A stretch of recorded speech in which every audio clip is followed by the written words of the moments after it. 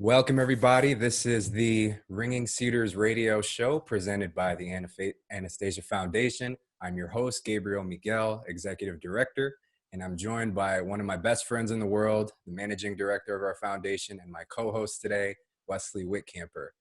Together, we're building the Ringing Cedars of Russia and Kin's Domain movement throughout the whole English-speaking world. And we have a very amazing special guest today. We're very glad to have him on. Today's guest is Jim Gale. And Jim Gale is the chief storyteller at Food Forest Abundance. Minnesota raised, Jim was called Nature Boy growing up. He's a national wrestling champion, 4-time All-American, and inducted into the National Hall of Fame. He's generated over $1.3 billion in gross business revenue and made 2 trips around the world. Jim is an eco-village developer and a passionate advocate of freedom.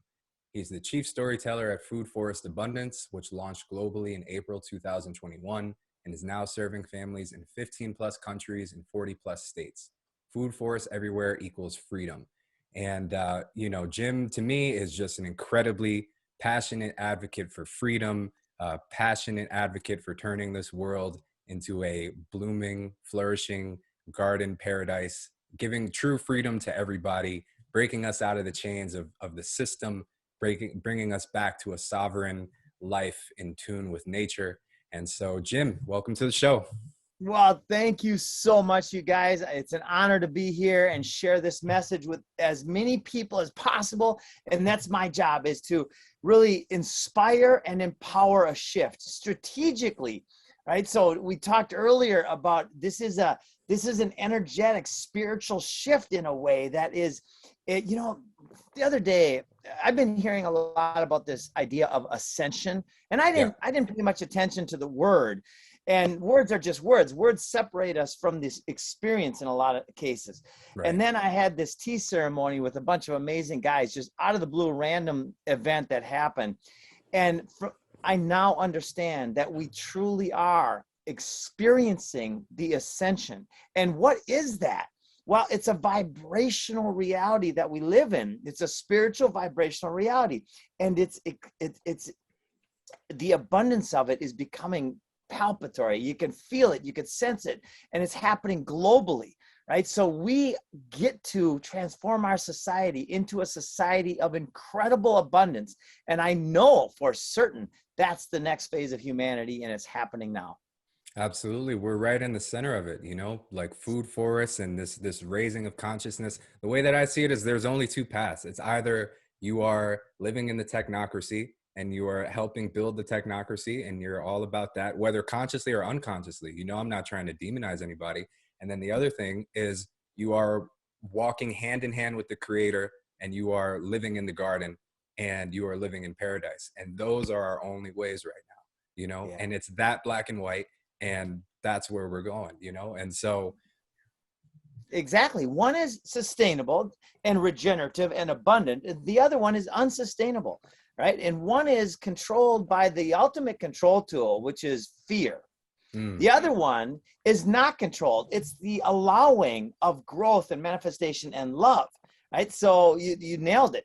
There's one that's programmed, and that word is pun intended, right? It's programmed on every level. And the other one is free, right? This word governmente, which means to manage or control the mind. Some people have been debating me lately on the etymology of mente. Everybody knows govern means to control. And then they're saying mente doesn't mean mind. Well, it's mind, it's Latin.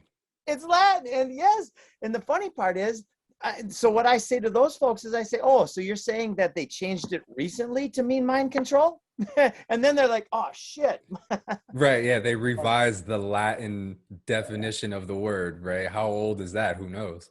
Exactly. And what's the opposite of mind control? Because in permaculture, we like to turn the problem into the solution. So if mind control or a mind that is not free is the problem, then a free mind or a light mind is the solution. That's right. A free, unencumbered mind with time and space to think and make sense of the world and the universe on its own time and own accord. It's a mind in tune with nature, right? In tune with the greatness, the spirit, the source, God, whatever we want to call it, right? Those are just words. The experience is, in fact, Tesla said, if you want to find the secrets to the universe, think in terms of energy, frequency, and vibration. But Hmm. there's one thing that was manipulated in that sentence. Tell me. Don't think, experience, Right. feel in terms of energy, frequency, and vibration. And when we change that word from think to feel, then we are True. on the path towards accepting the wisdom of all that is. That's right. And in the Ringing Cedars books, Anastasia says that, to try to understand the creator with our minds is completely impossible. But through our feelings, we can experience that, the whole universe compressed into our feelings, and we can experience that in our being. And she says, trust yourself to your feelings, like Yes, trust yourself to your feelings and let them guide you, that because is so, yeah. that's what's going to lead you. That's never going to lead you astray. That's right. Joseph Campbell said, follow your bliss. Truer words have never been spoken.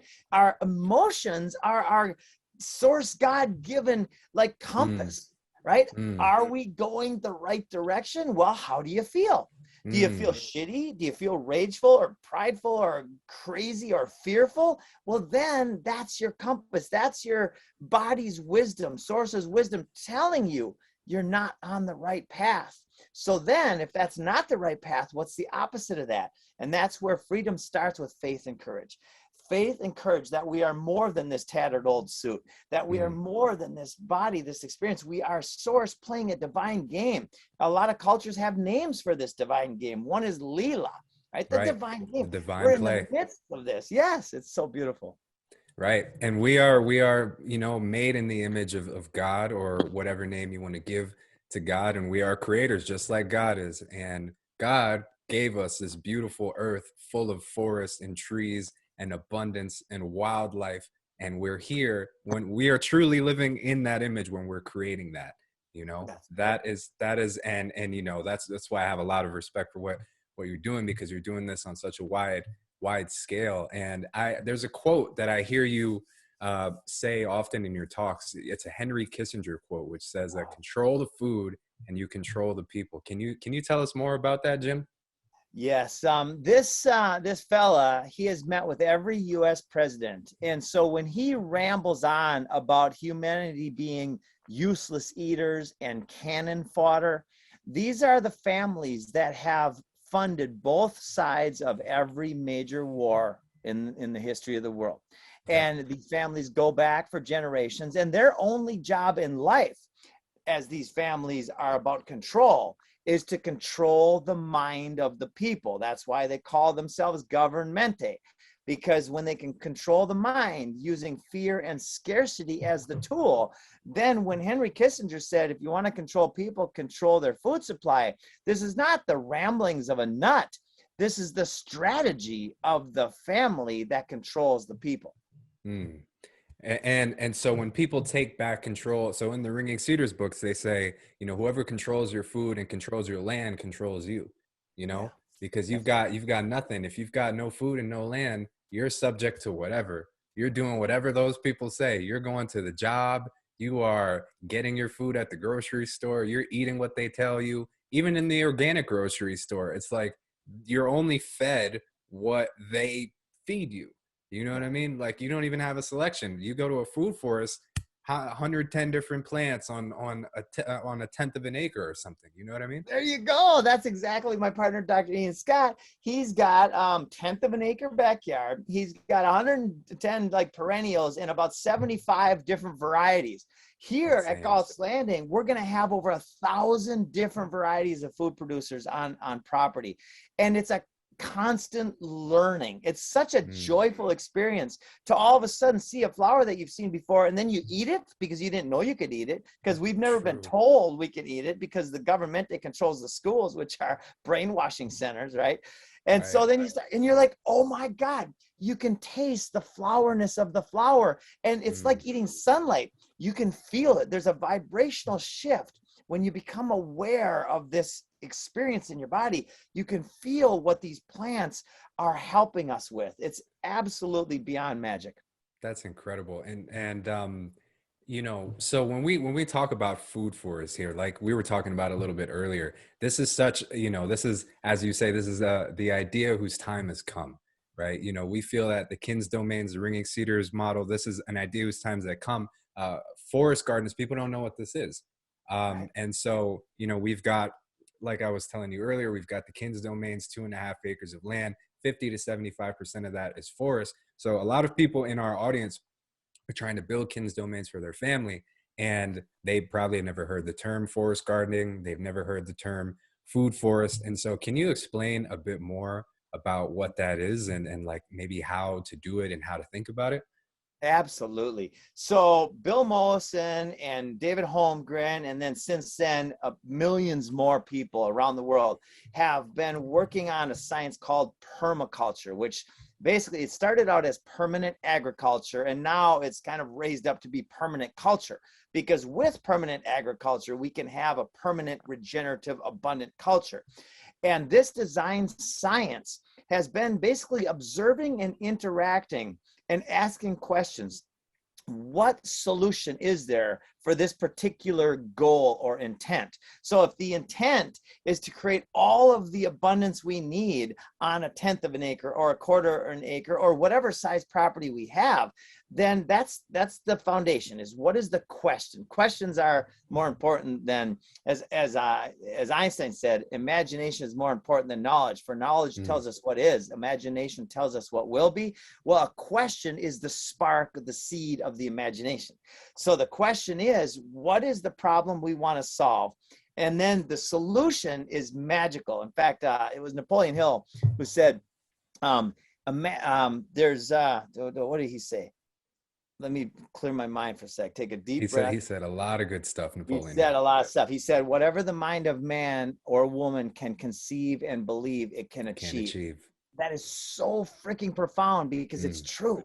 Whatever the mind of man, which is basically source, can conceive and believe, we can achieve. So if Right. we want to achieve a certain thing and we can then ask the right questions and follow the right processes, boom, there it is. And there are people in the world right now that are providing food for their whole family and excess on 1/10 of an acre.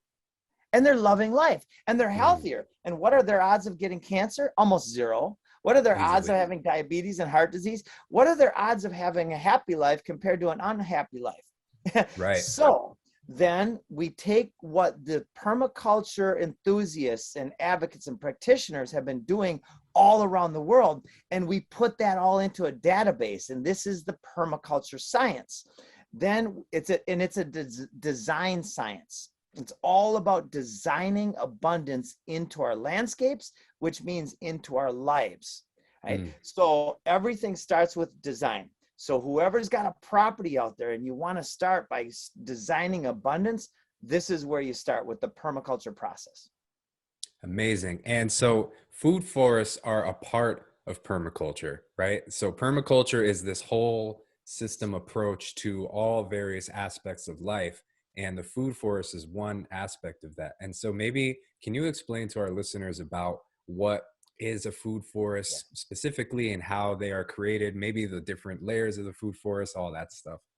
Absolutely. So a food forest is a designed agricultural system using mostly perennial plants. We've got annuals too because they help the short-term food supply issue.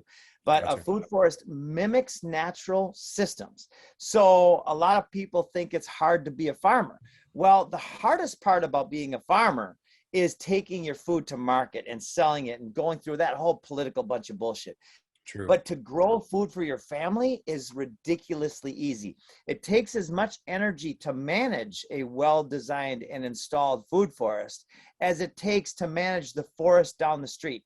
Who manages that? Nobody. It Nobody. grows with nature's management, right? Mm. So a designed food forest will literally be a productive, abundant, and expansive food production system forever unless it's manipulated or poisoned or destroyed by some outside force.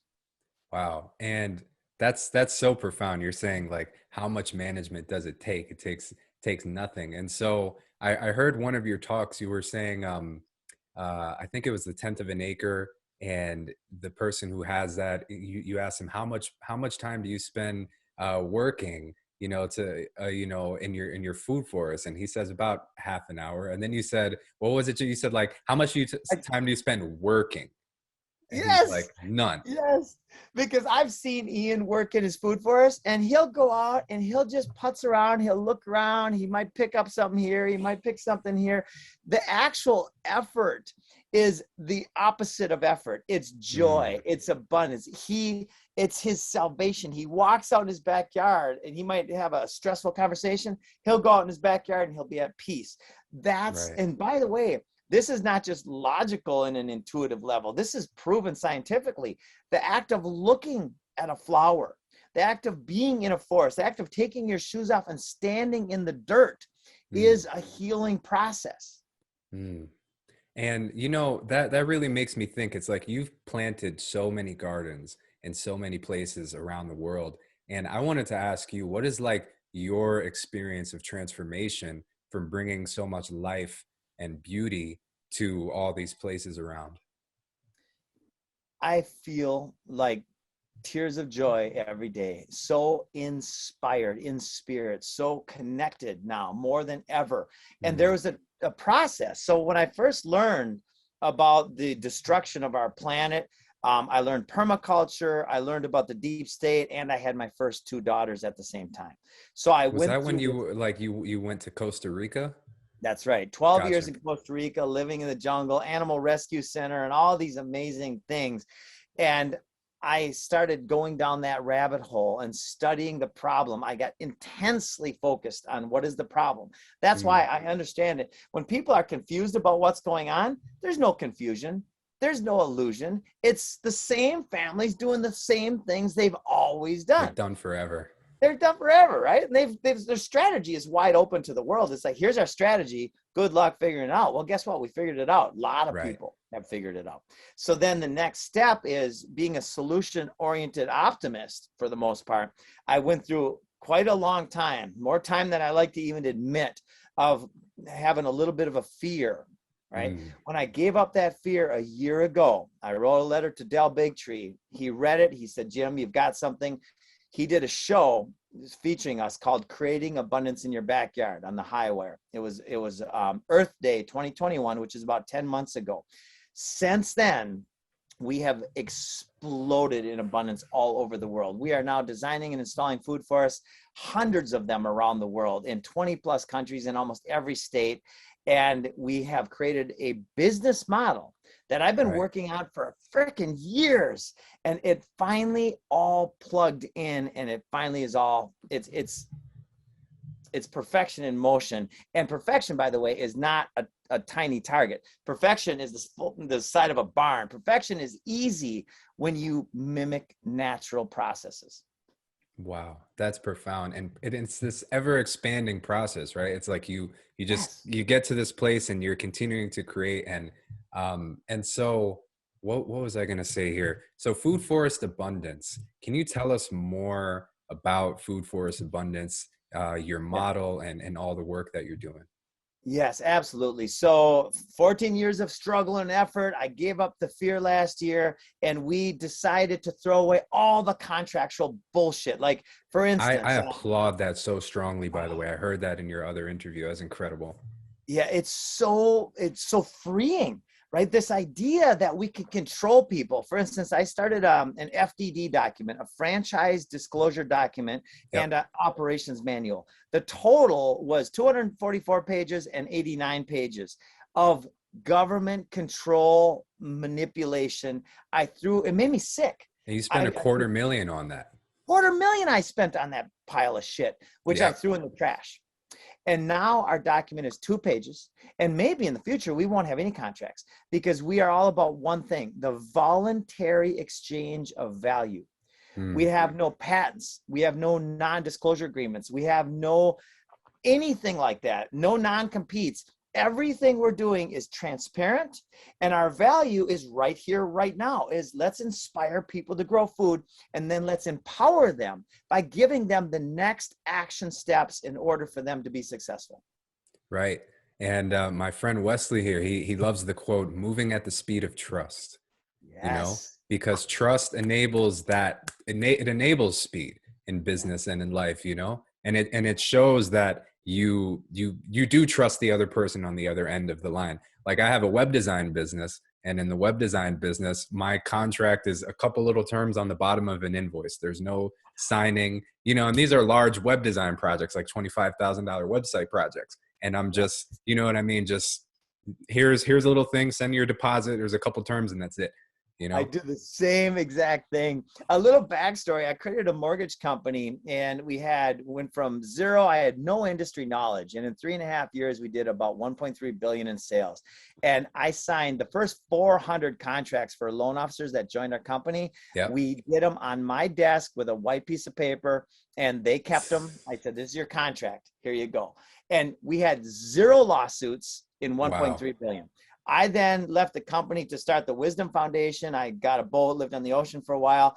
And then they brought in an attorney. And within the next 2 years or so, everybody started fighting because everything went back to the effed up normal way, right? Normal, right. It shouldn't be normal. You know, the effed up current way of control instead of allow. And anyway, then the company went bye-bye.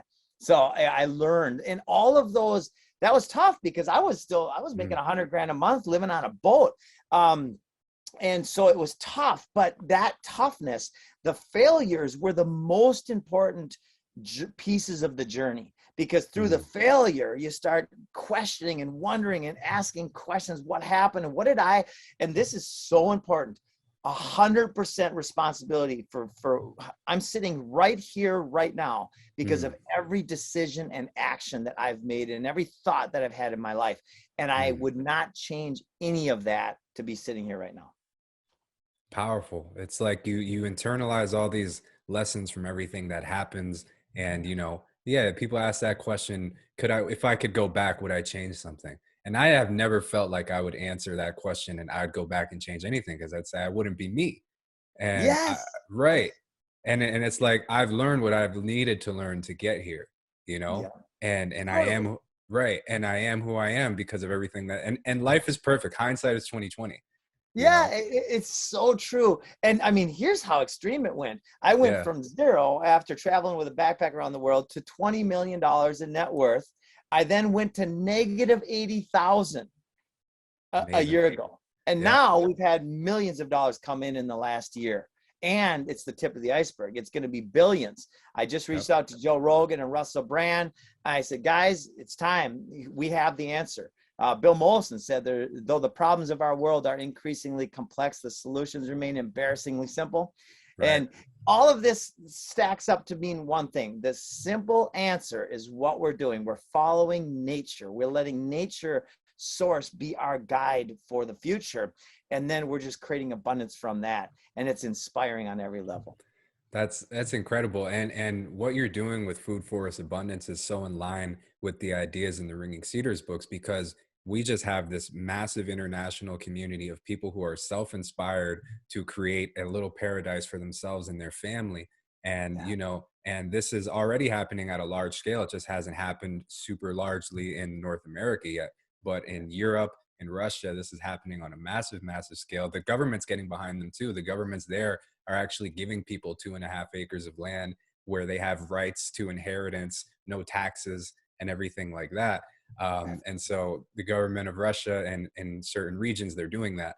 And anyway, it's just really exciting. You know, we've got all these self-motivated people who are doing this for themselves, and it's just creating it at scale. You know what I mean? It's so, you know, the government doesn't have to pay them, or you don't have to motivate these people or like do anything. It's just like, get the land and go. So you said a word, you said scale. I'd like to expand on that word, because that's the strategy. The strategy is, how do we catalyze a shift in consciousness that leads to mass adoption of the most logical thing we could do for ourselves? And that is by inspiring this shift. And so I looked at, I'm not sure if you've heard of Nash's equilibrium. I haven't. Okay, so have you seen the movie A Beautiful Mind? Have you heard of that? Oh man, it's probably been a while. It's worth watching. It's been a while. I just rewatched it once I learned about Nash's equilibrium, which is just recently. Gotcha. So it started out where this guy, I believe it's Adam Smith, was the father of modern economic theory. And this is so relevant. And that was until Nash came along. And for 150 years, his theory was do what's best for yourself in the economic group, and that will create the best economy. Nash did some numbers and figured out mathematically that when you do what's best for yourself and others, then you eliminate the criminality and the lack of ethics and the lack of morality that goes with the original economic theory.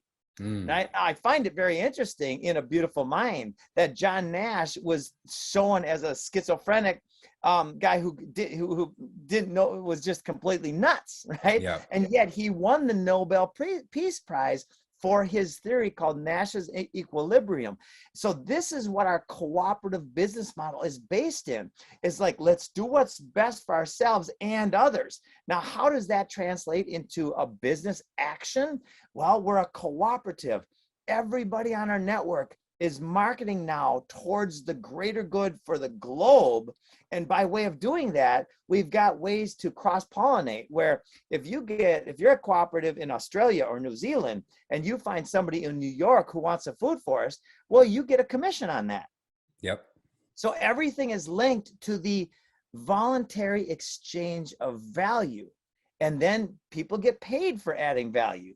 So it's really a neat. You've created this organically growing, super harmonious place where people can, just like you said, give a little referral and do this project, and it's just a network and exchange. And it's really powerful, because in, permaculture work or gardening work, like that's the hardest thing, is sales and marketing.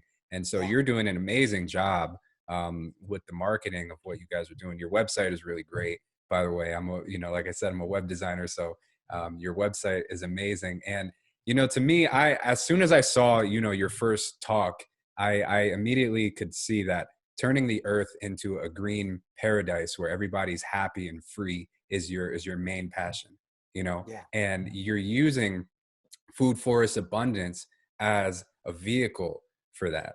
You've got this spiritual purpose given to you by the creator, and you are manifesting that through a super practical and sustainable business model. And I find that to be amazing. Can you say more about that?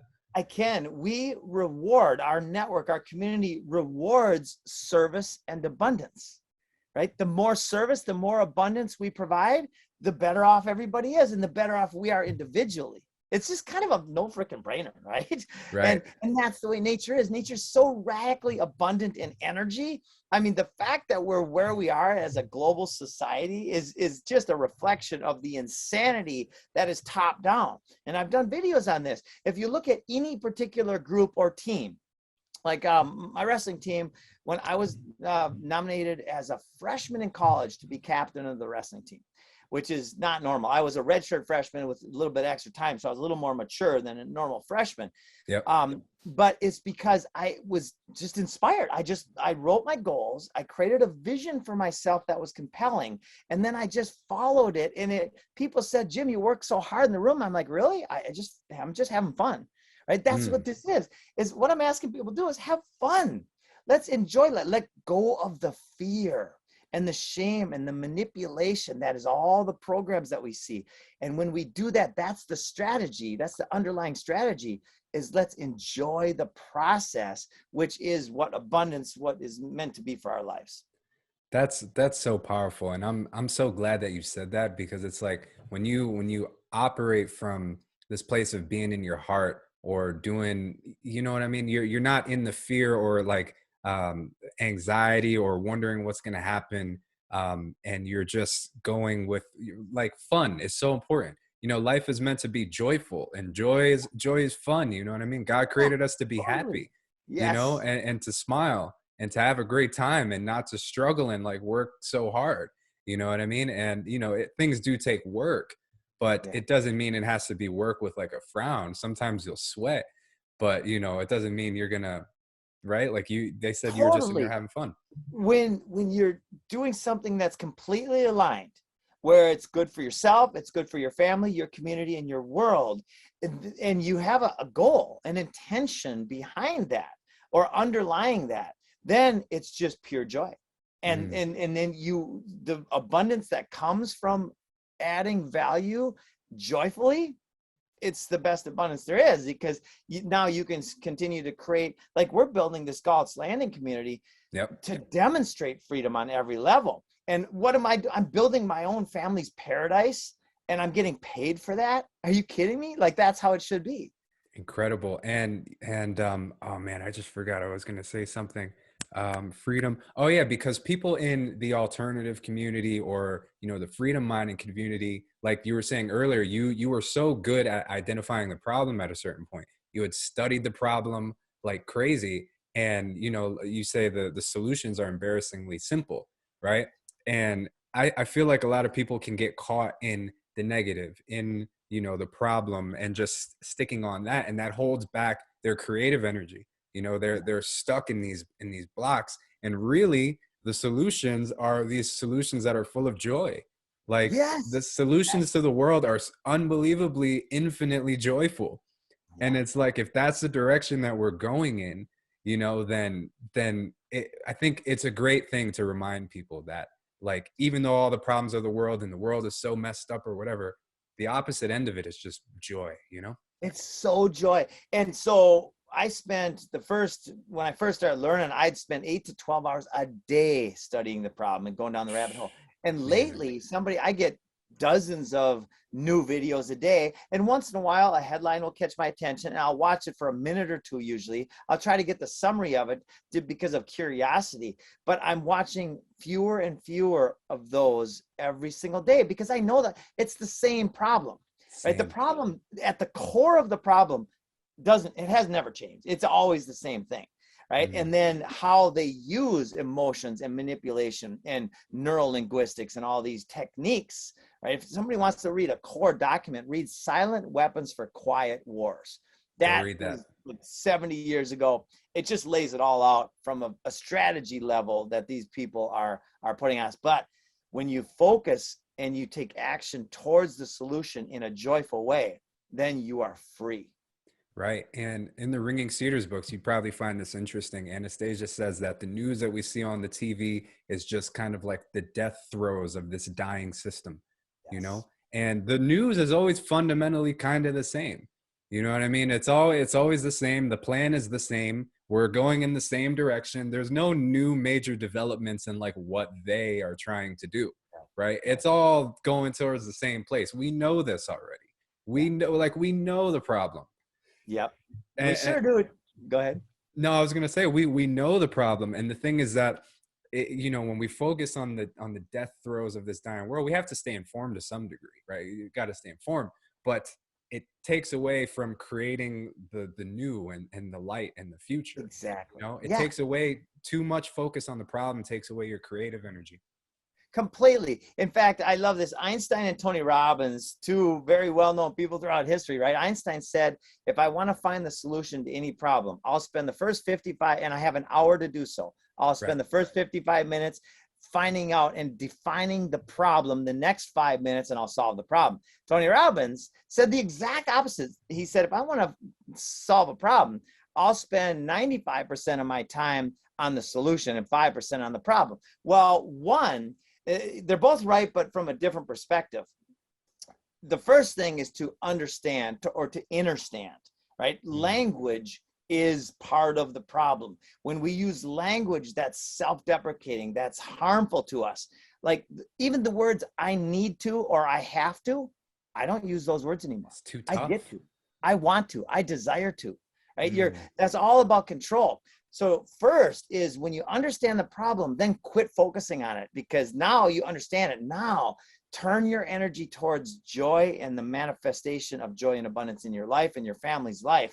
That becomes, then that's where I'm 95%. I still spend 5% like looking at the headlines, but Right. otherwise it's full speed ahead.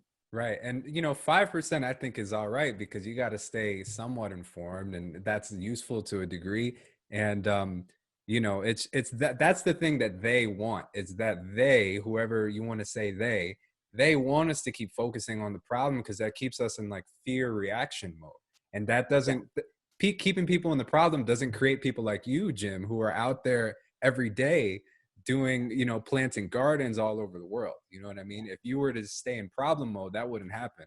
And so when we free our minds, like that. It's just so important, you Yeah. know. And it's And fun. and it's fun, right? Like the solutions to the difficult, hard problems are fun. And like I think people kind of forget about that. It's so it almost may seem childish to some people, but it's not. Like life was meant to be joyful and happy. So like Yep. everything we're doing to solve the problems of the world is full of joy, you know? Boom. Yes. And so, you know, it's beautiful what you're doing. And so speaking of that, like you are doing food forests in all kinds of places like schools, parks, resorts. Can you tell me more about like your work in like cities and, you know, and all these kinds of areas? Yes, so there's many different things that we have happening all at the same time. And again, we launched fewer than 10 months ago. Right. We have a TV show called The Land of Plenty. And that was when the producer of The Crocodile Hunter called me and said, Jim, we'd like to shine a light on your vision for society. And then Adrian from Entourage, love these guys. We created a TV show pilot. We had a major network make an offer on that, and we turned them down because we don't want our rights of free speech infringed upon, and maybe they'll have a better offer that does not infringe. We'll see. So all of this is marketing towards one thing, and that is inspiring people to grow food. Then through the cooperative network, so then let's say somebody says they've got a yard or a property or a farm. We're doing mountaintops in California, 100-acre parcels in Africa, I mean, all over, resorts in Thailand. So if somebody who has a property wants to do what's best, wants to use that property wisely to be abundant and regenerative, which by the way is an incredible ROI on every level. Right. Then start with design. We've got now 35 incredible people that are designers. They're professional food forest designers. And together we collaborate and we can solve, we have not yet found a design problem that we can't solve. Right. Again, using natural systems and water harvesting and all these different techniques that the Permaculture Network has created. We're not creating anything new necessarily in that world. That's already been creative. Everything I'm saying is not hypothetical. It's a fact. It's demonstrated around the world. So then once the design's done, then we send off the design to one of our cooperative partners around the world, and they're the ones that do the food forest installation. And this is the same as a landscaping business, except for it's hyper-functional. It's freedom landscaping. Right. So then they go in and the margins are just like landscaping, about 20%. So on a $20,000 install, the cooperative partner will make, after all payments, everything, they'll walk away with about $7,000 for a week's worth of work. Right? That's good money. Yeah. And it's scalable. Somebody could have 4 or 5 different crews on the ground putting food forests all over, right? So it's incredibly scalable. In fact, it's scalable in multiple ways. Michael Hoffman, who's our preparedness expert, was just on the Corbett report talking about how to eat pine trees and how to use these different preparedness things. So now it's scaling out in multiple different levels. And that's what it needs, is to have the foundation of support and structure so that it can scale. And that's what we've been, our staff has went from 1 full-time person a year ago, which was me, to now we've got about, 25 full-time people. We've got 115 cooperatives, and we've got 175 affiliates just in the 10 months. Right. So if anybody out there wants to be in the most incredible business in the world, the business of inspiring and empowering freedom, and it's very strategic, then that's what we do, and we'd invite you to collaborate with us. And I'll keep going because there's several more incredibly relevant parts. Please. Schools are our primary focus. We use the permaculture principles as a business philosophy. So the stacking of functions, when you put a food forest at a school, the food forest then becomes the demonstration site, the proof of concept for the cooperative who helps manage the food forest. It also becomes an incredible educational tool for the school. You can teach everything from home ec and economics to health and wellness and all of it in a food forest. You can use it as a nursery for the community. So now you've got a propagation, because food forests by their very nature are expansive. They produce more all the time. So now we're seeding these food forests, and our goal is 2,200 schools over the next 3 years. We've already got an entity that wants to donate $50 million to this effort, on the way to 300 million, which will put significant food forests and curriculums in all of these schools, starting private schools and then going to public. We also just launched Grow Green Global, and we've got this week our first 3 food forest installs that are financed by Grow Green Global. So we're the first entity that brings the financing element to it. And then we have a crypto called Topia Crypto, which means top, that is linked to food production. It's the only one that I know of that's not fiat, that's not based in confidence, that's based in actual abundance. Wow. That is a lot that's happening. Can you tell us more about Grow Green Global? That's like a little bit of a tongue twister for me. Yeah. And how you guys were able to get that all set up, because that's fascinating. Yeah, it's so fascinating. So I do a lot of meditation, Yeah. and I have ideas. And then I reach out to the network. We're attracting amazing people, several Emmy award-winning producers and TV show hosts. We love David Avocado Wolf and Jem, his partner. They have a 501c3, the Fruit Tree Planting Foundation, which is just perfect. Amazing. And they've been doing it for a long, long time.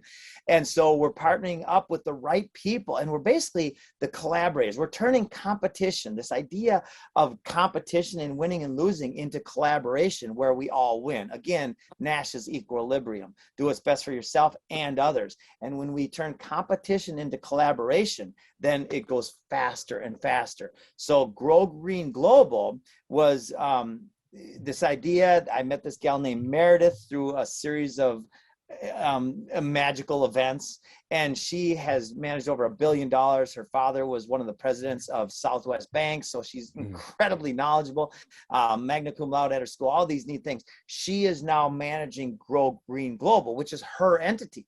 Right? I don't have any ownership, nor do I want any ownership in that. Right? This is how we do it. We collaborate. We find pieces of the puzzle and we put them together.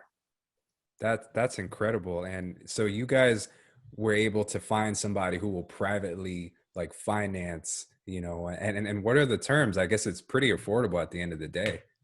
Well, think about affordability of this. It's similar to a car loan. And then we've also got a lot of funds that are nonprofit donation pieces. So we're looking right now, it literally just launched. We got our first 3 deals under. It's kind of like getting a loan for a house or for a car or something.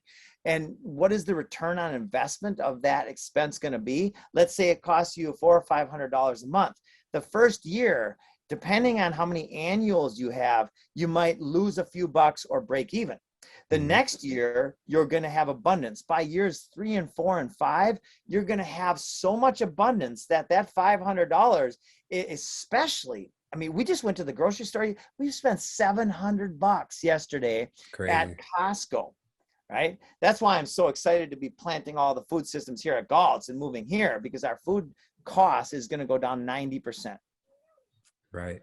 Yeah. $700 at Costco. That's like, it's not $700 at Whole Foods where it just kind of racks up quick.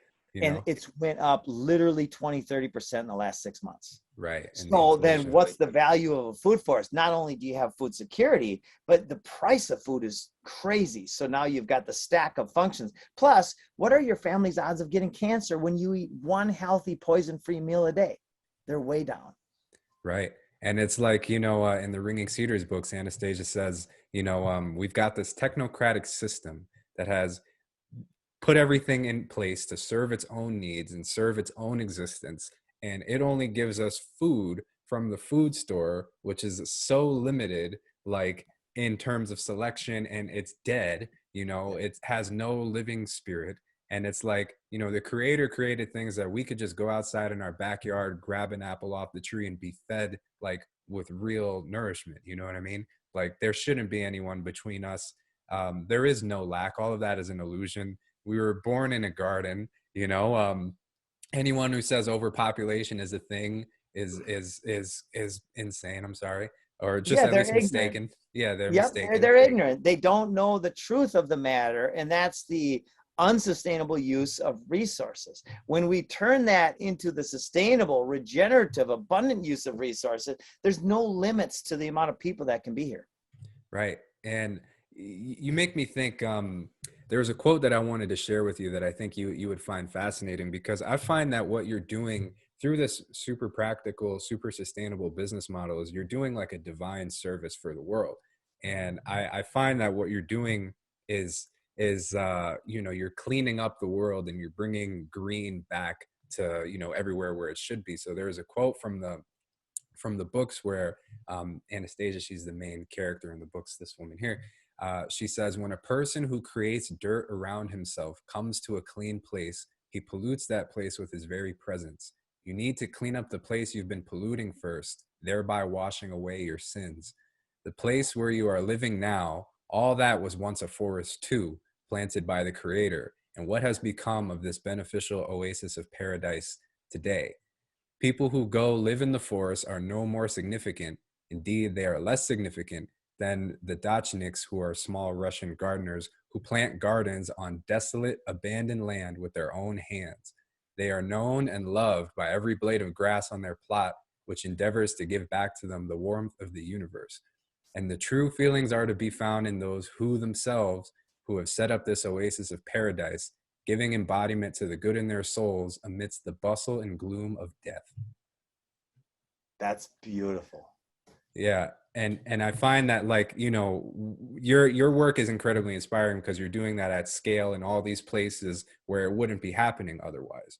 You know what I mean? You're turning people's consciousness on to, in whatever way that they accept the idea. Yeah. You're Yeah, turning and them it's an inspired voluntary shift too, and that's right. so important. Just about 3-4 weeks ago, I learned about a DAO, which is a new corporate structure. And I'm sure you probably know about this. It's the Yep. decentralized autonomous Autonomous. organization. As Yep. soon as I heard that, I immediately knew that that's the way we're going. Our Topia coin is all going to be run through a DAO, which means that it's no top down. It's not top down, nothing. It's all community owned. It's plant roots owned, right? So it's all from the ground up. Right. And how do you, so I'm not a guy who knows too much about crypto. I'm familiar about a few things. And so when you're talking about Topia and you're saying it's backed by food production, what exactly does that mean for people who want to learn more about it? Oh, I'm so glad you asked. So our network, we put the pieces together where we design and install food forests. Those food forests have a monetary fiat currency value. When somebody puts a food forest in their backyard, let's say they put a $20,000 food forest in their backyard, they can allocate, voluntarily commit 50% of their yield or whatever they want into the system. And for that, they receive Topia, right? So it's backed by the food. So let's say there's somebody here in Orlando that puts in the food into the system. Somebody else in Orlando could say, I want a piece of that, kind of like a CSA or a member's garden. Now they're putting in that they're buying the value of that production, so they get to share that value, and they're buying it at today's cost. Now, what's the cost of food going to do compared to fiat? Well, it's going up astronomically. It's going up infinitely as the fiat currencies crash. So Topia is going to go radically up in value because it's attached to food. Now, we do not promote a 10,000x like this happened to these other coins, because it's attached to something logical. So if you want to get rich just by betting the market, Topia is not for you. Although I do think it'll make people wealthy and abundant. It's not a get rich quick scheme. It's about abundance. It's about investing in local regenerative agriculture in a way that serves you astronomically, because now you've got a food supply.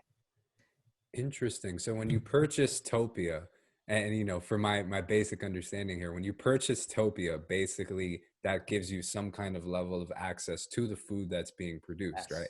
Okay. 100%.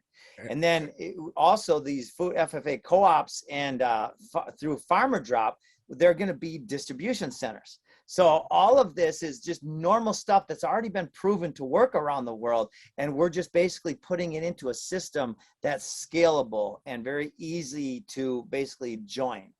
Interesting. I'm starting to, it's starting to make sense in my mind here. Like, basically the value of Topia goes up as the value of food goes up, and especially high quality food, like what you guys are going to be producing. And so, Yes.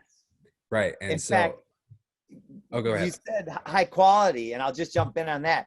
The only barrier to entry for Topia is ethics, and based on ethics, we will not allow anybody in who uses poisons to grow food. Jane Goodall said, we are going to look back on this dark era of agriculture and shake our heads. How could we have ever thought it was a good idea to grow our foods with poisons? That's the thing, because that's harmful. And permaculture, do no harm, right? Right. Fair share and earth care and people care. Now, this idea I do want to mention for the Permaculture Network, if you think fair share means socialism and communism, then you don't understand what sharing is. Sharing is the voluntary, inspired exchange of value. It's Mhm. not the exchange of value at the point of a gun or imprisonment, right? That's socialism and communism, which are rooted in force and violence.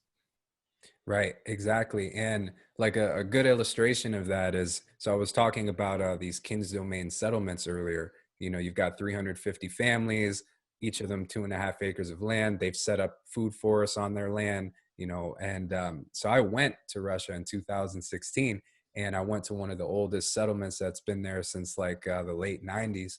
And, you know, they've had, you know, a lot of children born there and all this stuff. And the interesting thing is that there is this voluntary exchange of all the things that they're producing. There's a whole network of trade going on in there. Like the family I was staying with, somebody traded them this giant, like 50-kilo thing of honey for some of their leftover, you know, other things that they were producing. People are riding horses around the settlement, and there's roads and everything, and there's all that just happening, and it's not like compulsory, and there's not even any money attached to it most of the time, which was Yeah, interesting.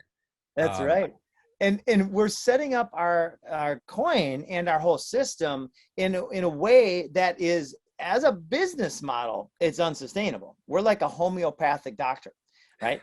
After 20 years, nobody's going to need our services anymore, and that is by design. right. And that's like how it all should be. You're just getting the power back to the people, and you're obsolete. You're just fulfilling a function until that function doesn't need to be fulfilled anymore. You Yeah, know what I yeah. mean? Like I think you were saying Buckminster Fuller's quote, right? Render the old system obsolete by creating a better one. Yeah, exactly.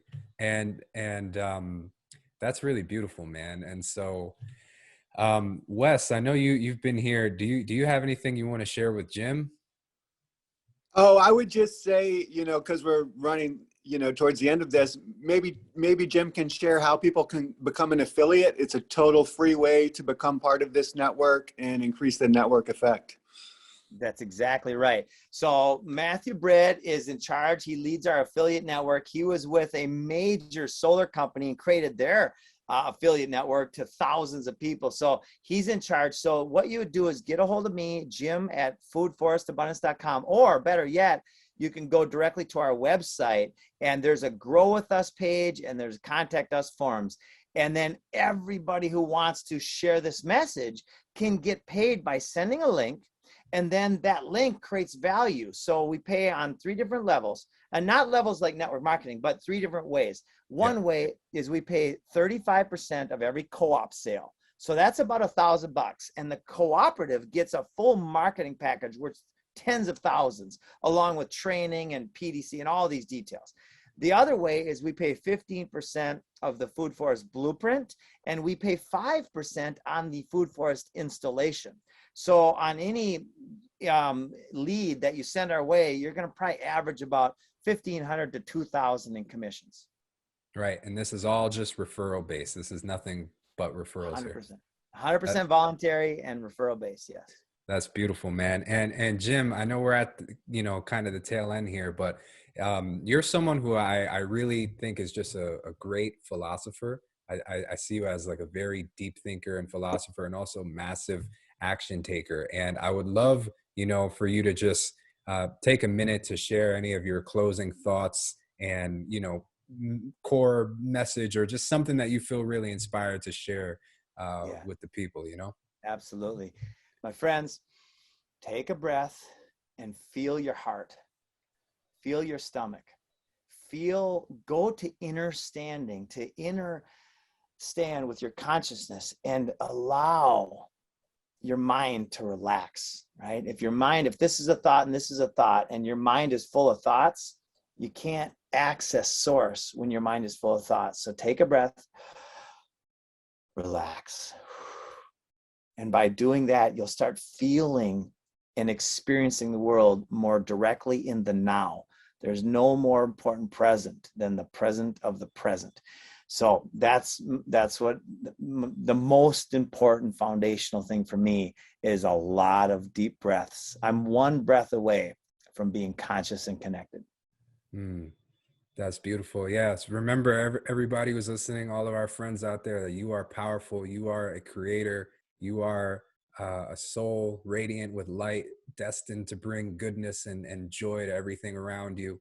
And, you know, there's so much that you can do when you tap into your inspired dreams and the goodness that's within you. It's there, it's present. Just let it resonate throughout your being. You know, take a deep breath, as Jim said, tap into that and let it come through, and let all that goodness out into the world. You know, the Bible says you don't light a candle, you know, just to kind of hide it away. You take the candle and you put it up and you let it shine its light in front of everybody. And that's what you are. That's what we all are. And thank you so much, Jim, for your time here, sharing your message. Thank you for everything that you're doing. And we look forward to speaking with you again soon. Me too, my friends. Love you guys.